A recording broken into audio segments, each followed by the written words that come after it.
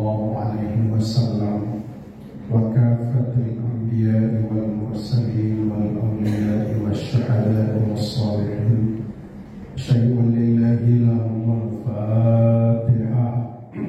أعوذ بالله من الشيطان الرجيم. بسم الله الرحمن الرحيم. الحمد لله رب العالمين الرحمن الرحيم مالك يوم الدين إياك نعبد وإياك نستعين اهدنا الصراط المستقيم صراط الذين أنعمت عليهم غير المغضوب عليهم ولا الضالين. آمين. Assalamualaikum warahmatullahi wabarakatuh. Waalaikumsalam warahmatullahi wabarakatuh.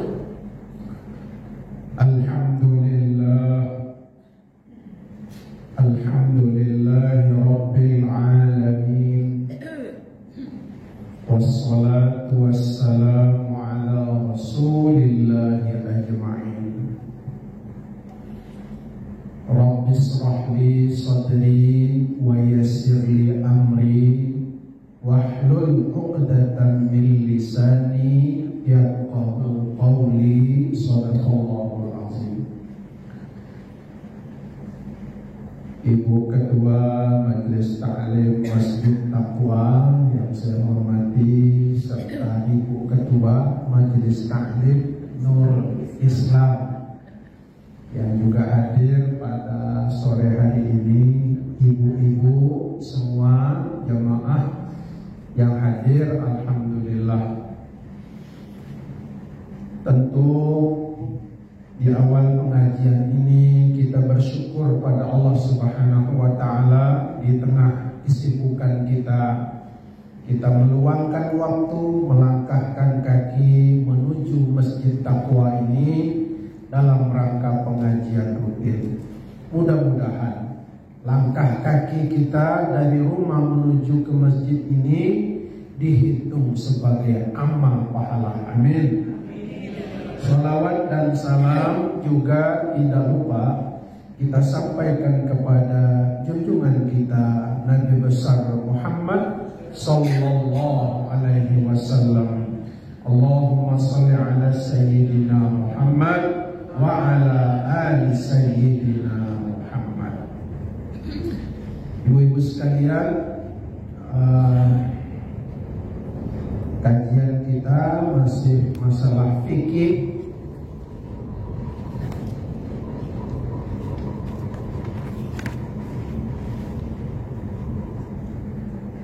Pada hari ini kajian kita tentang sunnah-sunnah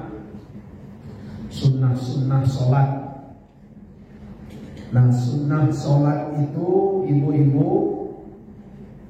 itu terbagi kepada 3 masalah. Sunnah sebelum sholat, sunnah di dalam sholat, dan sunnah setelah sholat.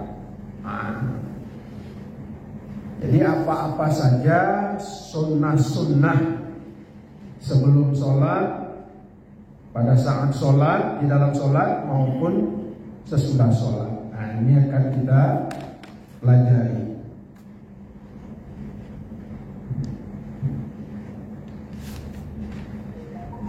A'udzubillahi minasyaitonir rajim. Bismillahirrahmanirrahim. Qala al-musannif rahimahullahu ta'ala wa nafa'na bi'ulumihi fi darain amin ya rabbal alamin.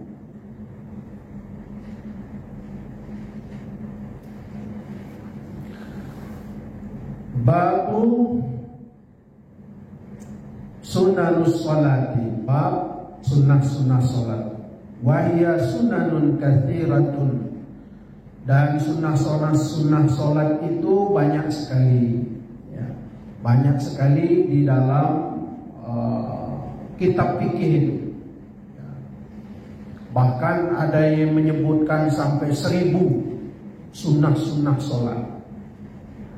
Ada yang mengatakan 8.000. Wah, banyak sekali.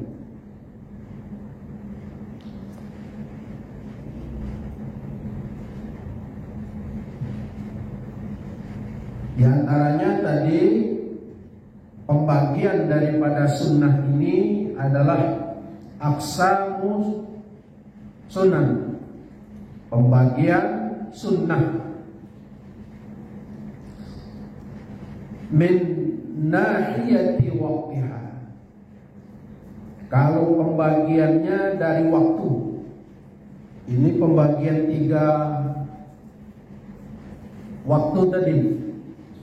Sunnah sebelum sholat, sunnah di dalam sholat, dan sunnah sesudah sholat. Ada 3 waktu. Sunnanun qabla sholat, sunnah qabla sholat, sebelum sholat, kal azani wal iqamati wasiwaki. Sunnah sebelum sholat antara lain contohnya azan. Itu sunnah sebelum mengerjakan sholat. Nah, kapan kita melaksanakan azan ini? Ya tentunya sebelum pelaksanaan sholat wajib, sholat fardu. Kalau sholat sunat seperti qabliyah, ba'diyah, sholat sunat duha, sholat sunat hari raya Idul Fitri, Idul Adha, ada aja azan? Tidak ada azan. Artinya azan itu sunnahnya pada saat kita ngerjakan sholat fardu, sholat zuhur, asar, maghrib, isya, subuh, ya. Sholat Jumat, ya. Sholat Jumat ada kan azan? Ada azan. Terus apa lagi? Wa iqamati, iqamat, ya, qomat. Nah, jadi setelah azan biasanya kita melaksanakan sholat sunnah qabliyah zuhur, ya, qabliyah asar, qabliyah maghrib. Ada tak maghrib? Sebelum maghrib ada kan? Ada, tapi tak semua masjid ngerjakan. Ya, Masjid Nurdin ada, Masjid Raudhah ada, Masjid Manggarsari ada. Ya. Di mana? Itu ya. Kota Baru. Jadi ada pembelian. Kalau masjid kita ni ada ya. Sama non Islam juga tidak pakai juga. Padahal di Mekah, Madinah pakai kan?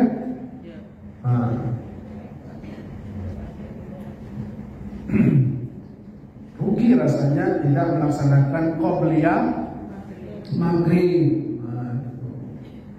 Mumpung ada ya. Cuman orang ini kadang-kadang sudah selesai azan langsung qomat. Itu. Ya. Qomat. Azan dan qomat. Ini sunnah sebelum sholat.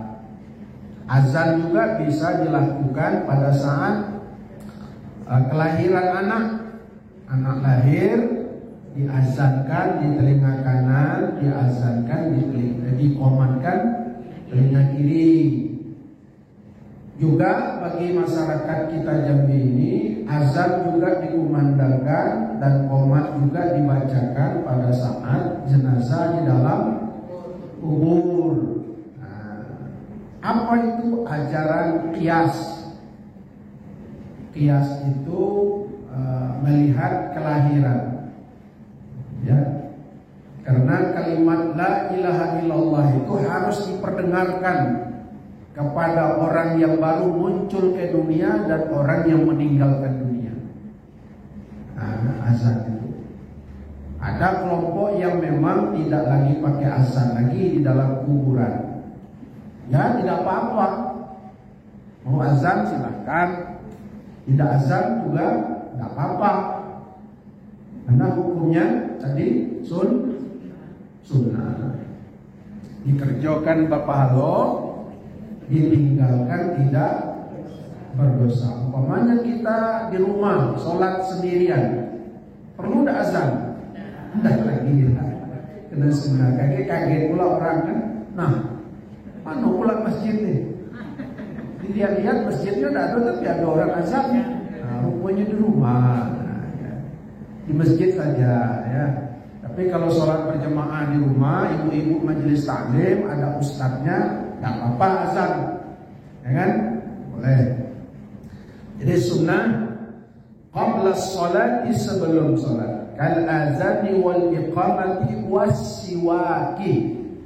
Azan, qomat dan bersiwak itu sebelum sholat. Siwak itu adalah membersihkan mulut kita dengan pakai kayu siwak. Sekarang lah jarangnya dah orang. Kalau guru-guru kami dulu pakai siwak semua. Pakai kayu. Kalau ibu-ibu dari Mekah itu biasanya belilah kan. Sudah dibeli, pak, pakai nah. Iya. Iya. Ada ibu-ibu ditanya, kamu udah pakai siwak? Gigi mana? Nggak saya siwak Ustaz gitu. Kali cuma taruh giginya lah habis galau. Jadi tak bisa lagi disiwaki gitu. Iya. Ya macam-macam penelitian Bu. Kayu siwak itu menurut kalangan medis penelitiannya bahwa ada di dalam kayu siwak itu zat-zat yang bisa menyehatkan ya, menguatkan gigi ya. Tapi intinya tidak saja itu, tapi intinya kita mengikuti Nabi. Sunnah itu ngikut Nabi, karena Nabi itu bersiwak ya. Itu saja. Tapi hukumnya sunnah. Nah Ustaz sekarang nengok hukumnya sunnah. Sudahlah, ada sikat gigi pakai odol tadi sudah kan. Jadi tak payah gosok-gosok lagi, sudah digosok dengan odol. Gitu ya. Intinya membersihkan mulut. Itu sunnah. Itulah sunnah-sunnah kita sebelum sholat. Itu.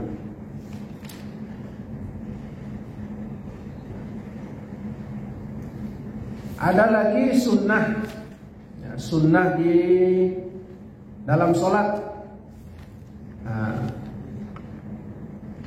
Sanian as-sunnanul lati fi asna'is sholati. Yang kedua, sunnah di dalam sholat.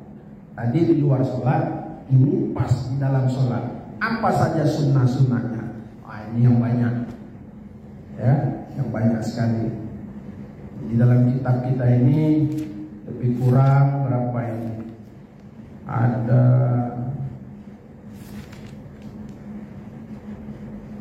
32 sunnahnya. Ini yang bisa dikumpulkan oleh ulama-ulama ya di dalam sholat. Kalau nak dicari-cari lagi banyak lagi, tapi di dalam kitab ini dibatasi karena banyak lagi pembahasan lain. Ya.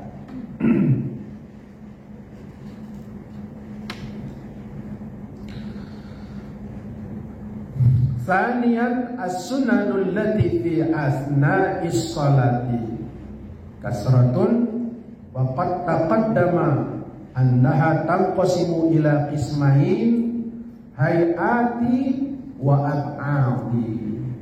Bahwa sunnah di dalam sholat itu terbagi kepada dua macam.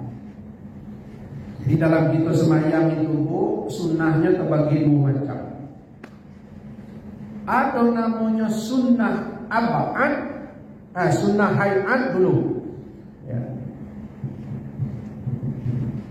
Sunnah hayat dan sunnah abad. Ya.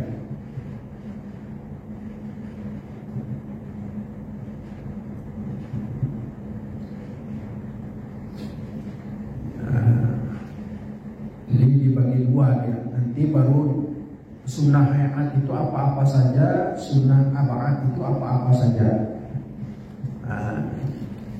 Jadi kita di dalam sholat itu, Ibu, perlu kita pahami apa saja sunnah-sunnahnya, sebab kita ini bukan hanya sekedar mencari banyaknya rakaat kita semayang, tapi di dalam sholat kita itu ada keutamaan-keutamaan yang bisa mengumpulkan begitu banyak pahala.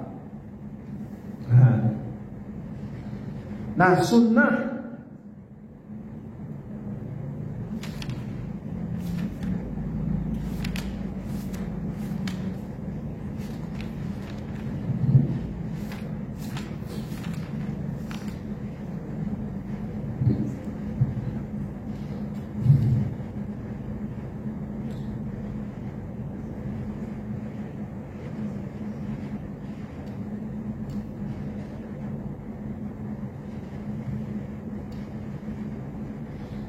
pertama, ya, sunnah di dalam sholat tadi dibagi dua. Nah, kita lihat raf'ul yadaini. Apakah dia ini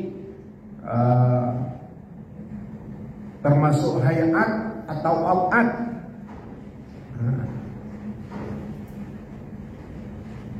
Raf'ul yadaini, mengangkat kedua tangan. Allah, ini sunnah. Mengangkat kedua tangan. Allahu Akbar. Wa yusannu fi arba'ati mawadhi', disunnahkan pada 4 tempat mengangkat tangan. Nah, di dalam sholat ada namanya takbiratul ihram, itu rukun, wajib. Nah, yang ngangkat tangannya ini, ya, nah ini ada 4 tempat di dalam sholat itu.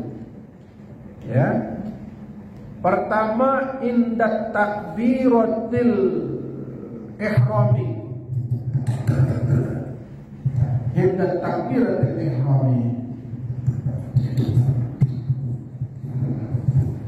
Nah, pada saat takbiratul ihram ini sunnah kita mengangkat tangan.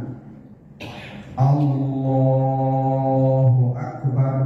Nah, satu, ya, pada saat takbiratul ihram sholli fardhu zuhri arba'a raka'atin ada amaman lera Allahu Akbar. Nah, ketika ngangkat tangan ini, ngangkat tangannya itu sukunnya sunnah. Ya. Nah, takbiratul ihramnya itu ucapan kita itu Allah, itu takbiratul, nah itu rukun. Tapi berbarengan dengan sunnahnya ngangkat tangan. Jadi yang pertama kita ngangkat kedua tangan kita pada saat takbiratul ihram.